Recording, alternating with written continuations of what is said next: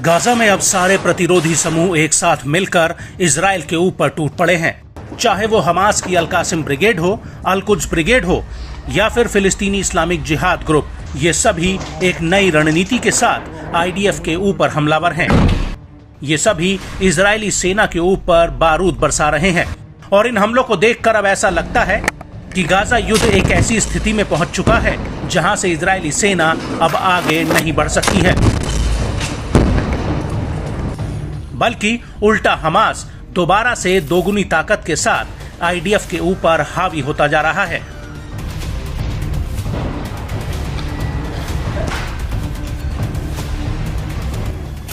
दरअसल हमास की सैन्य शाखा अल-कासिम ब्रिगेड ने मार्स मिलिट्री साइट पर इकट्ठा हो रहे इजरायली सैनिकों के ऊपर शॉर्ट रेंज रजूम रॉकेट से एक बड़ा हमला किया है।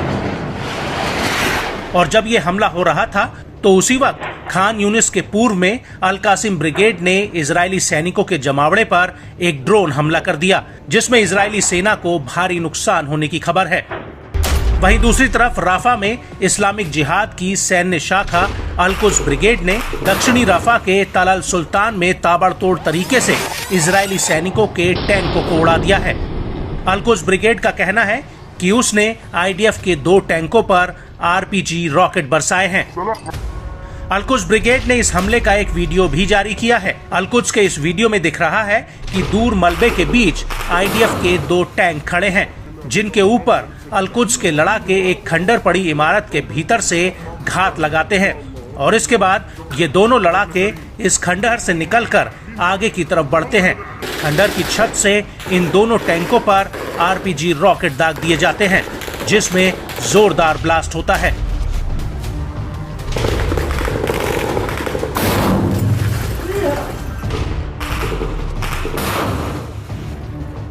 और इस हमले के बाद आईडीएफ का एक बुलडोजर टैंक को खींचकर ले जाता हुआ दिख रहा है।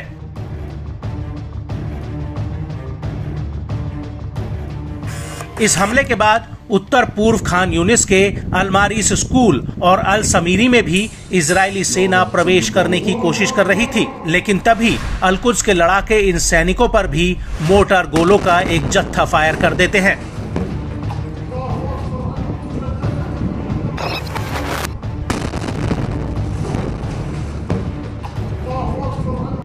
अल-कुद्स का कहना है कि जब उसने आईडीएफ पर हमला किया तो उसके कुछ ही देर बाद वहां पर आईडीएफ का रेस्क्यू हेलीकॉप्टर उतरता हुआ दिखा।